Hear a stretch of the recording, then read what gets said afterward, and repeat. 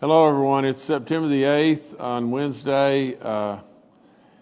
We've lost another 21 people in West Virginia. And,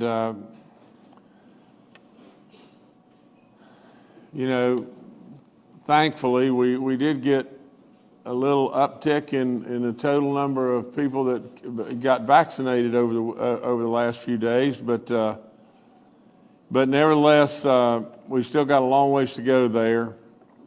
I've told you over and over and over that the only way in the world, the only weapon that we have to fight back with is the vaccinations. And I've also told you as far as wearing masks and having masks on, out, when you're in a crowded situation, especially if you're 65 and older, it's a good thing to do. It's not the end-all, do-all, we know that. But with that, it can't hurt, and so I ask you again to pay your respects, and if you know any of these people, call them on the phone or go see them. If you don't, just please keep them in your prayers. But we're up to 3,169 total deaths in the state of West Virginia right now. So with all due respect, let me read through these, but our 3,149th death is a 65-year-old male from Harrison County. Our 3,150th death, a 44-year-old male from Logan County. Our 3,151st death, a 66-year-old female from Kanawha County. Our 3,152nd death, a 67-year-old female from Berkeley County. Our 3,153rd death, a 46-year-old male from Lewis County. Our 3,154th death, a 57-year-old female from Summers County. Our 3,155th death, a 79-year-old female from Putnam County. Our 3,156th death, an 83-year-old male from Grant County. Our 3,157th death, a 102-year-old male from Kanawha County. Our 3,158th death, an 80-year-old male from Berkeley County. Our 3,159th death is a 73-year-old male from Braxton County. Our 3,160th death is a 62-year-old male from Cabell County. Our 3,161st death is a 79-year-old male from Cabell County. Our 3,162nd death is a 66-year-old male from Clay County. Our 3,163rd death is an 86-year-old male from Berkeley County. Our 3,165th death is a 72-year-old male from Kanawha County. Our 3,166th death is a 69-year-old female from Fayette County. Our 3,167th death is a 59-year-old female from Cabell County. Our 3,168th death is a 71-year-old female from Taylor County. And our 3,169th death in West Virginia is a 61-year-old female from Logan County. The only way we're going to be able to stop this is the vaccinations. We have 1,352, positive cases since our last update. Our daily positivity rate, get this, is at 17.96%. Our cumulative percent positive is at 5.38. We have 22,215 active cases in West Virginia. We have 813 people hospitalized, and we're at an all-time record in the ICU units of 252 people. All-time record high of patients on a ventilator, 132. For the most part, our whole state is red and orange. We have 68 county outbreaks at our schools. 68 school outbreaks in 31 counties. 10 schools and one entire county, Clay, are closed due to COVID. 29 counties have initiated, out of our 55, have initiated mask mandates from K through 12. Our hospitals are still overwhelmingly inundated with cases of people that are not vaccinated. I hate to tell you this, but from the acceleration rate, West Virginia leads the nation in an acceleration rate of new cases. You'll hear more about that from Dr. Marsh in just a few minutes. From the standpoint of reminders, 65 and older, again, I remind you over and over, if you have any symptoms at all, go get a test. The antibodies are waiting on you. They can save your life. People are dying and they're continuing to die, and absolutely that can save your life. Get a test. Just get a test. I encourage you about wearing face coverings in big crowds, especially if you're over the age of 60 or 65. Pfizer has been fully approved by the FDA. I've told you that 14 times. You know, from the standpoint of our booster shots, we stand ready to go. I don't have a clue in the world what's going on with the Biden administration. We have tried every angle that we can possibly try to be able to get booster shots to the 60 and olders that are out 6 months or whatever it may be. We've got a bunch of those folks, and we need to get those shots in their arms right now. But with all that being said, we cannot get the Biden administration to move. Like I said, West Virginia, we have done well. We have led the nation in many, many categories in regard to these vaccines. You know, and absolutely that's why we need, the whole key is we need now to be able to move forward with the booster shots, but we cannot get approval to move forward. We're going to continue to try. We've given out 11,000 doses since last Friday. It sounds great, doesn't it? But absolutely it's not enough. It's nowhere close to enough. We've still got so many folks out there that we could get across the finish line. We're at 92% of the 65 and older. That's great. We're at 86% of the one dose of the 50 and older. It's great. But how then can everything drop all the way down to 73%? We've got a lot of folks that are not vaccinated, that are in the younger categories, and we need to get them vaccinated right now. We're going to go back on the road again tomorrow, doing stuff with our young people primarily and everything. We're giving away a lot of wonderful, wonderful prizes and everything, and to do it for Baby Dog Round 2. And I'll promise you those folks, you know, will be happy and we'll get big smiles on their faces and everything. And all that's great. And we're doing all this with stimulus dollars coming from the federal government. And you know, we are absolutely trying to encourage each and every day. We're making progress. Not, you know, we won't deny the progress. 11,000 people since last Friday. How many lives have we saved? We saved a bunch, but we still could stop this if we could just get people through the wickets and absolutely to where we could get them to take the vaccines. No point me reading through this, but their age eligibility, 12 and older, you know, the natural immunities are very questionable whether or not they're going to be as good as the vaccine or not, but the vaccine cannot hurt you, for crying out loud. Why not take the vaccine?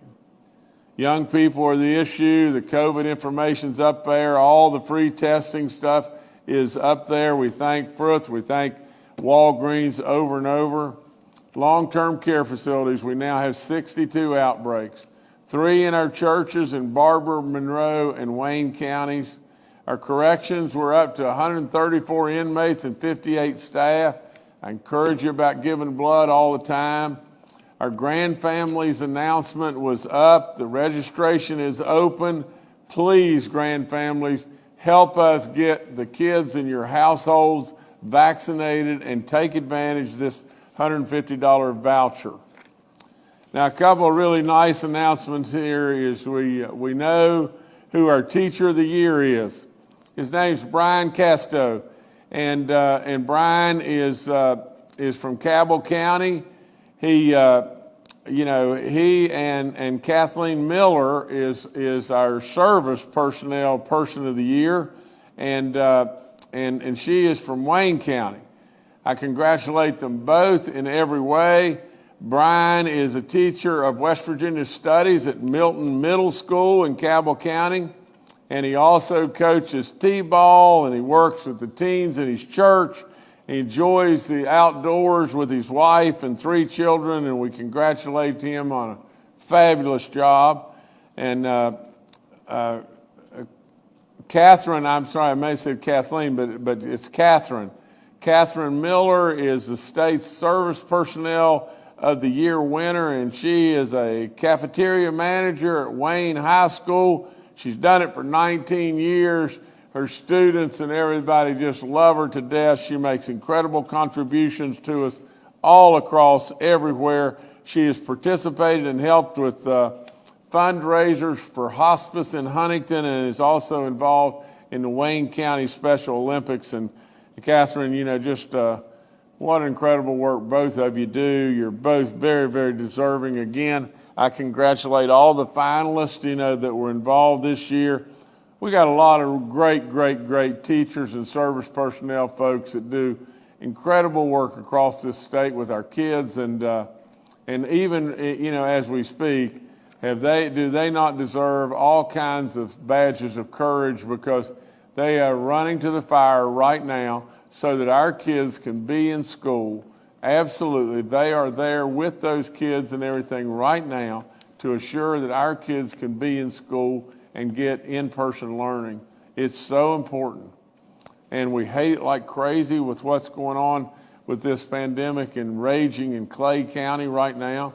We got a lot of folks probably in Clay County that need to get vaccinated, and absolutely, without any question, we need to be able to get our kids back in school. Today is Heroes Day, and our Saturday will be, the official declaring on Saturday of West Virginia Heroes Day. We try to do it and let it coincide with 9/11, and so this year it just so happens that it is coinciding right to the very day, and so 20-year anniversary of an event that none of us will ever forget. And so as we salute all those heroes in every way, all across our state, all those folks that ran to the fire, all those from the firemen to the policemen to the first responders to the grocery store workers that I say over and over, but we love them, we thank them. There's a special celebration going on at the Ritchie County 4-H grounds just outside of Harrisville, and if you want to stop by there, but all the doctors and nurses, everybody, all the healthcare people and everything that have done amazing work through this, please remember them on this day. Please remember them every day, but especially remember them on this day. A day when, we had an attack on this country, and so many were perished, and so many ran to the fire there and everything and trying to save lives.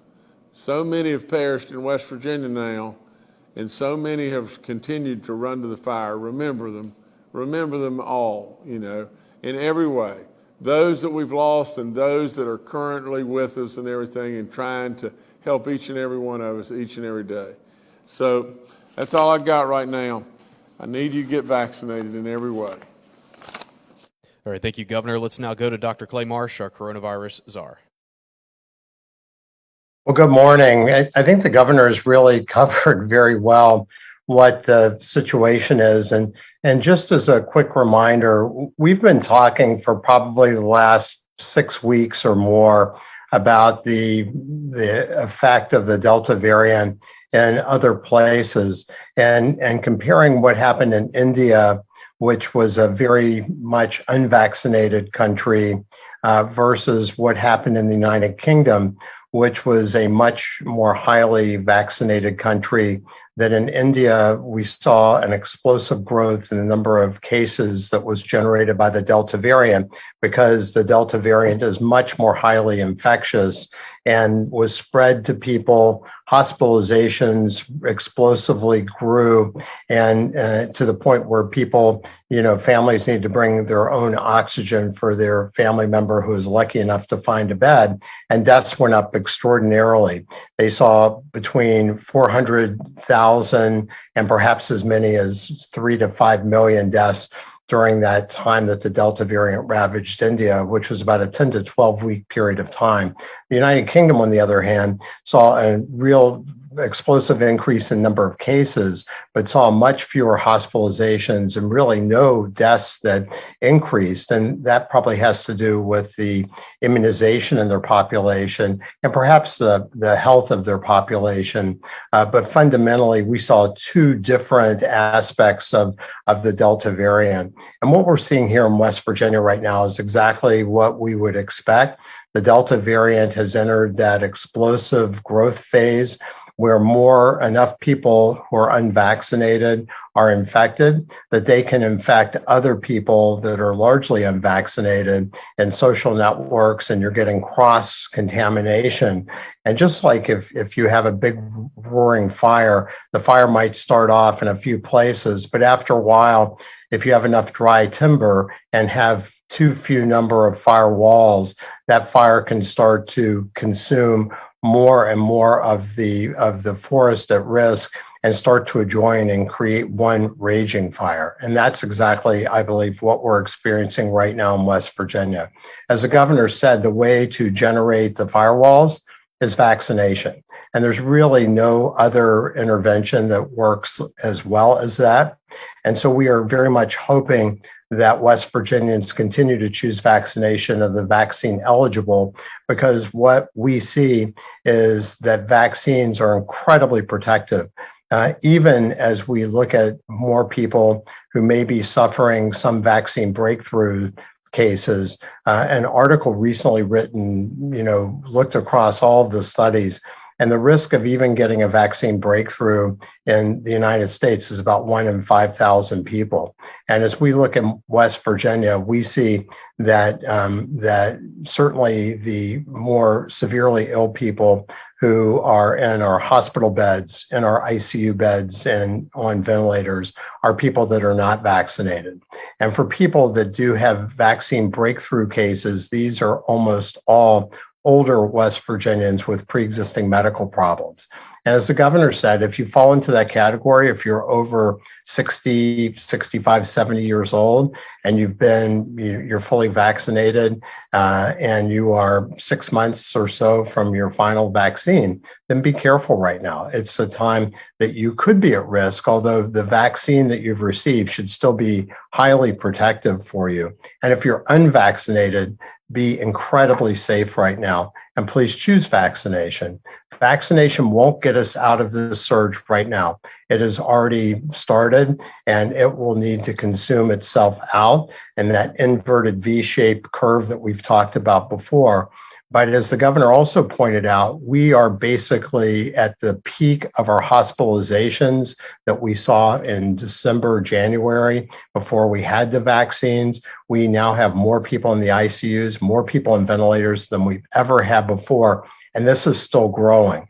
And this really demonstrates the impact and the severe illness that people that are not vaccinated can get from this Delta variant. So as this variant continues to burn itself out, and we predict it may take as much as another 5 to 7 to maybe as many as 10 to 14 days for that to happen, although we have been surprised before. And so we are waiting watchfully as that goes forward.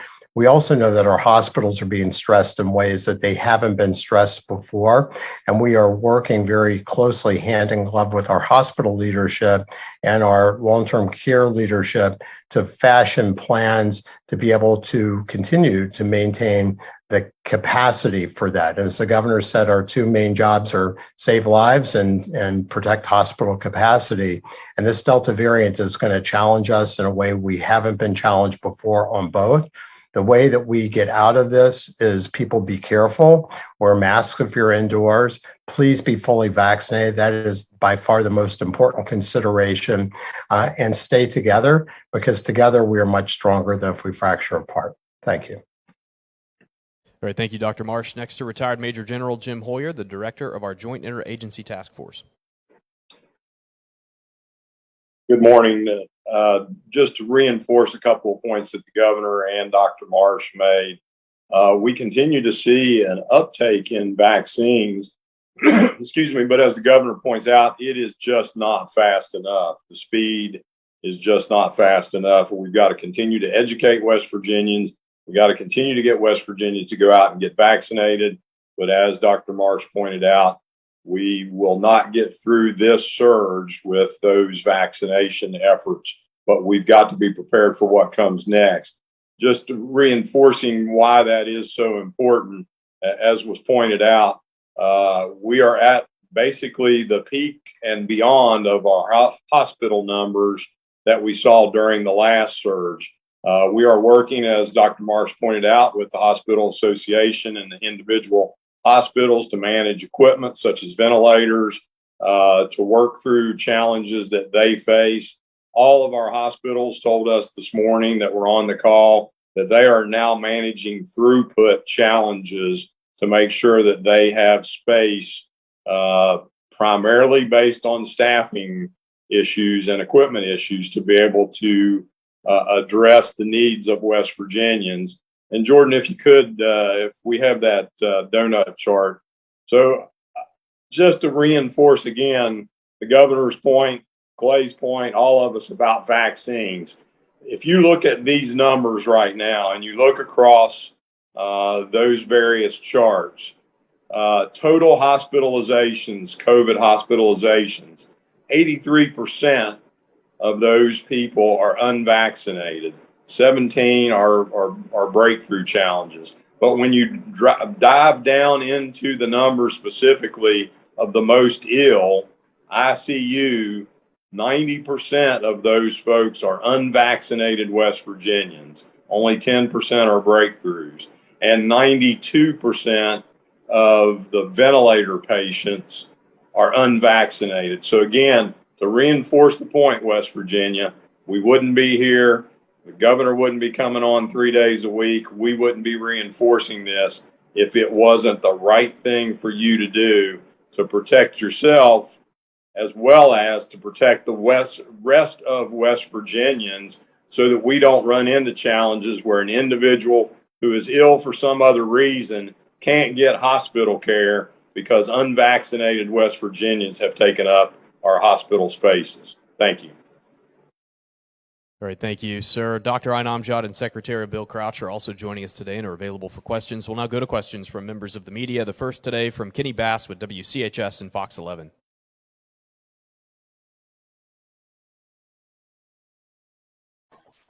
Hello there. Sorry about that. I had a hard time unmuting the microphone. Welcome back to the briefing, Dr. Marsh. I hope the nuptials went well with you and your family. I have a couple of questions for people who've emailed me, and I had not addressed them, and I haven't heard them addressed. So I'm hopeful maybe Dr. Marsh can set us straight on them. One said, keeping in mind the importance of vaccines, are there treatment modalities that are being used that are being tested for future treatments? Something like Tamiflu for the flu. Is there a push to make any treatments available like that down the road? Have you heard anything? And the second question that I have is, when a person receives a positive COVID-19 diagnosis, is there a standard protocol treatment?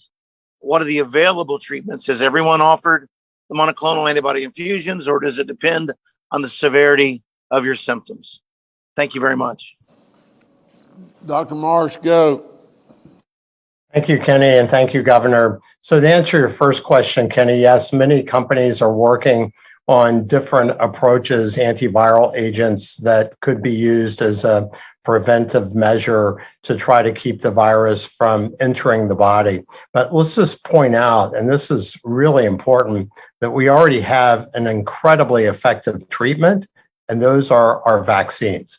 The mRNA vaccines are really remarkably, almost miraculously effective at protecting people from COVID-19 infections, and certainly protective against severe infection, hospitalization, ICU admission, and death. So ultimately, we have a tremendous treatment. We're just not able to have enough people choose to receive it.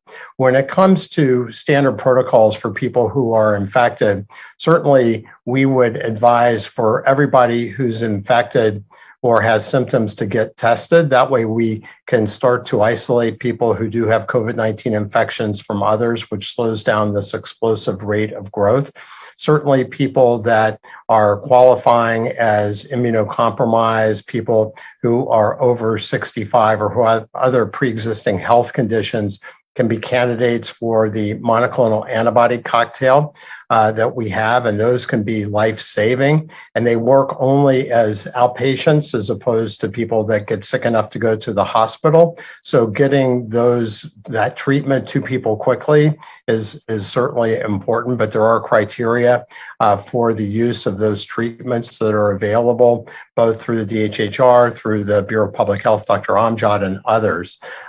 We also know that use of an inhaler, a steroid inhaler, might reduce some of the lung problems in people who are having any problems breathing, particularly people who may have other pre-existing lung problems. When people get in the hospital, the treatments change. Remdesivir, which is an antiviral agent, is used. And if people have respiratory problems, then the steroid dexamethasone is used.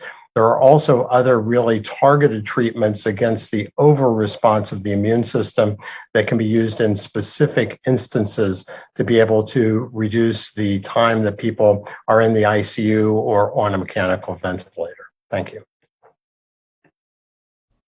All right, thank you, Kenny. Next to Charles Young with WV News. Hi, this is Charles Young with WV News. My question is for Dr. Marsh. You said we were probably going to reach the apex of our peak in 5 to 7 or 10 to 14 days, so somewhere between a week and 2 weeks. Could you give us an idea of what you expect to happen after that, after we reach the top of that peak?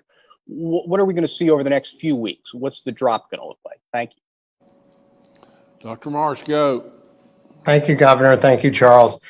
So what happens in other places, Charles, is that although the cases tend to asymptote go over the peak, the perpetuation of people getting sick seems to be prolonged. So in the United Kingdom, for instance, they didn't see nearly the hospitalizations and certainly saw no change in deaths during that peak. But when they finished that peak, they started to see more hospitalizations and more deaths. And part of that certainly might come from the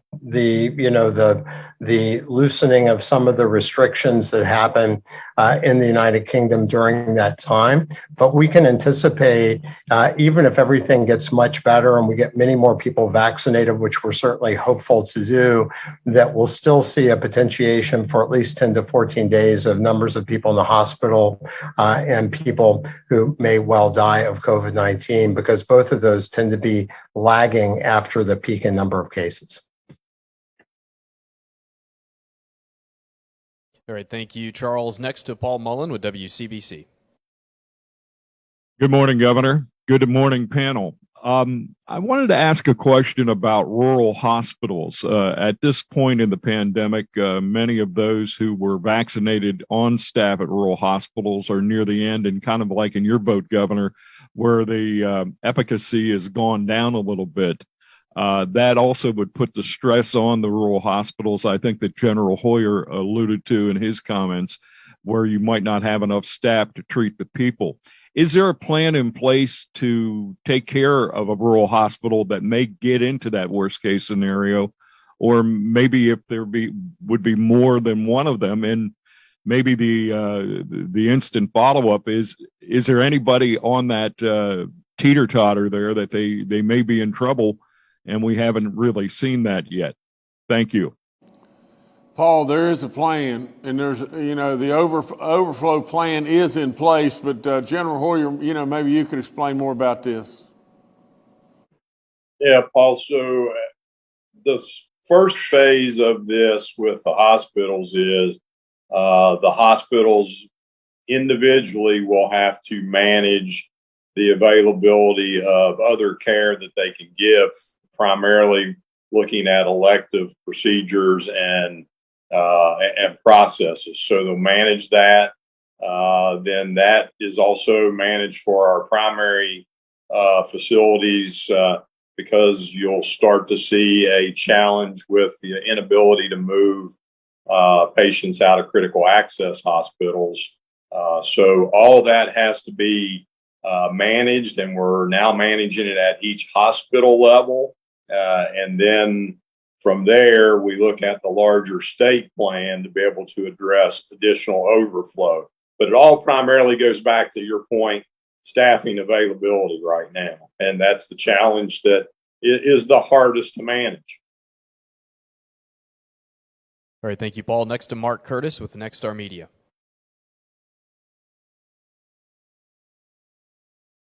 Good morning, Governor. Good morning, cabinet members and COVID team. I'm specifically wondering about young people. I'm hearing anecdotally, for example, Ohio County had 150 new positive cases last week. 50 of those were people under the age of 18. I'm wondering if we have any statewide numbers or percentages in what's being done specifically to address the apparent surge in disproportional positive cases of people under the age of 18. Dr. Amjad, maybe you can help us with this one. Oh, yes, Governor. Mark, we do have, I'm going to pull up my numbers here, but we do have a lot of cases who are less than 18. I mean, they're about 1,200 to 1,000 over the last 7-day average. So, I mean, you're right. We're not seeing a lot of young people getting the vaccine like we thought we would. When Pfizer initially came out, we did see a little bit of an uptick before the summertime with people wanting their children vaccinated. And we thought, with the summertime coming and vacations coming, people would want their children vaccinated. Then we saw it kind of go down. So we do want people to get their children vaccinated, but it's been close to 800 to even 1,200 range for that younger generation that you're talking about. We have been trying to do messaging campaigns through different commercials, billboards, through the health departments, through school campaigns. We still offer vaccine clinics through families and friends. You probably saw the grandparent messaging that General Hoyer did with grand families and kids and that type of thing. We still offer it through sports and sports families. So we're trying our best to get the message out there, but it's still, very hard for people to want to do that. But if you can get that out there as well, we'd appreciate it. Thanks. All right, thank you, Mark. Next to June Leffler with West Virginia Public Broadcasting. Hello. Good morning, panel. This question is for the governor. So, Governor, you've mentioned that you're not interested in a mask mandate, or you're holding off on it until absolutely necessary because of a possible fragmentation. And I was just wondering if you could expound on that a little bit more. In your mind, does that look like, neighbors being at odds with each other, or debates in school boards? Or does it even look like, possible harassment of, public officials? And, that might sound like a little bit much, but I'm thinking back to the governor of my home state in Kentucky. And I remember him, seeing an effigy of himself outside of the governor's mansion. And, it is a possibility. So I'm just wondering what your concerns look like as far as this fragmentation. Well, June, and I don't want to sound like a tough guy, but June, I'm not going to be afraid of anybody. I mean, under any circumstance, I'm not going to be afraid of anybody. I'm going to try to, with all in me, to make the very best decision for everybody, and that's what I'm trying to do. It's not that I am opposed to a mask mandate or whatever. I'm opposed to mandates. But in this, I am trying with all in me to keep us together, because I know the very second that we start to fragment and we start to run in all kinds of different directions, we'll get worse. It won't get better. It'll get worse. Today in this country, there's 650,000 people that have died. And in West Virginia, we've got a little over 3,000. 3,000 is astronomical. 3,169 people is just terrible. It's beyond belief terrible. But some way, somehow, God above has blessed us in the fact that we still, even though it's bad, we still kind of hang in there and hang together. Now, I would tell you just this, June, that every day that goes by with no playbook, everybody is working to try to figure out what is the best thing to do. Kenny Bass sent me a text the other day, and he said, "Governor, you look terrible." I've probably had people say that before, but Governor, you look like you're just worn out, and Governor, you don't look good and everything. Well, I don't feel good. It's hard to sleep. It's hard to sleep when you're worried. You're worried about everybody. You're worried about what's going on. You're worried about the hard-headedness of people that are refusing to take the vaccines. Yeah, it does wear on you. But from the standpoint, June, of being concerned about, what people are going to do or what people did to the Kentucky governor or what people, how people may get all riled up and everything, that doesn't affect me. That does not matter to me at all. I want to do what's the right thing, and that's what I'm going to do. The very, very best thing that I can do for everybody, not just a specific group, everybody. And that's what we're trying to do. And I'm going to tell you, it's tough stuff, but we're hanging in there. And if West Virginians will just stay together, and we will take heed to the fact that nearly 90% of our cases, right at 90% of our cases of people that are hospitalized are unvaccinated. For God's sakes a-living, how difficult is this to understand? Why in the world do we have to come up with these crazy ideas? And they're crazy ideas that the vaccine's got something in it and it's tracing people wherever they go. And the same very people that are saying that are carrying their cell phones around. I mean, come on. Everything is right in front of us. Everything is right dead in front of us, exactly what we should be doing. And we just need to use good sense and get ourselves vaccinated, and then we'll stop this thing. I hope and pray Dr. Marsh is right, that this surge, may very well last another, 7, 10, 14 days. The problem with that is he doesn't know. None of us know. And really and truly, if that 14 days turns into 10 weeks, just think of the numbers that are going to die. So, no, June, I'm not concerned. I'm not concerned about somebody throwing a rock at me. I'm concerned about people throwing rocks at all of us and hurting all West Virginians. But I'm not concerned about me. Thank you, June. Governor, I'll turn it back to you. Well, the only other thing I could add is just this. When you've got a good general and he's saying 650,000 people have died in this country, and right at 90%, a little less than 90%, I think it's 87%, 87% of the people that are hospitalized in West Virginia are unvaccinated.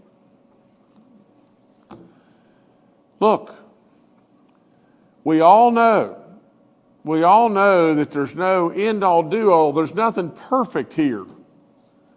But we all know, odds-wise, we have to play the very best odds that we can play in life in everything we do just about. With all that, if you get vaccinated, it is absolutely painless, and it is incredibly safe and unbelievably protective. Now, I did this in a State of the State one time.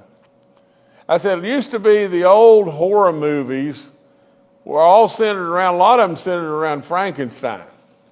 And Frankenstein was the monster that was created. And Frankenstein went through killing people. And he walked, he had his arms out, and he just boom, boom, boom. And I used to think anybody that gets caught by Frankenstein deserves to die. Well, if you're not vaccinated, Are you falling into the Frankenstein syndrome? Really and truly, with all the information right in front of you, and knowing how important it is for you to get vaccinated, not only for yourself, your family, your neighbors, and everybody around you, please don't fall into that scenario. No one deserves a bad outcome. No one. But absolutely, we have got to be able to protect and look after ourselves. When it really boils right down to it, you'll never forget the guy below the dam that I've said many times. The water coming up. The park ranger goes there. And he says, no, I'm going to stay right here. The good Lord's going to take care of me. Then the next thing that happens is people go in a rescue boat to try to get him because the water's come up that high. No, I'm not going anywhere. The Lord's going to take care of me. The next thing is the helicopter flies in and he's sitting on his roof and the water is all the way up on the roof of the house. I'm not going anywhere. The good Lord's going to take care of me. Well, the bottom line is the man drowns. And as he's going through the pearly gates of heaven and he's standing there, he says, Lord, I can't believe. I knew you were going to take care of me. What in the world happened here? Why in the world did I drown and everything? I knew you were going to take care of me and everything. And the Lord looked right back at him and said, I tried 3 times. I sent the park ranger, I sent the boat, and I sent the helicopter. You got to do something for yourself.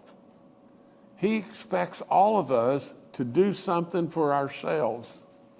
He's so great, it's unbelievable. But we have got to get ourselves vaccinated. Yeah, Kenny, I look bad probably.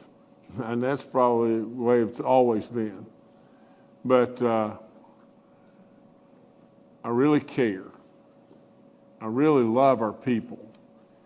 And I hate like crazy to see over and over more and more and more of our people die and get sick and maybe have side effects forever, or children exposed and everything. I hate it. And I want it to end so badly. And yeah, I really do care. And yeah, it is taking a toll. But it's going to be okay. We're going to get through it. Thank y'all a bunch.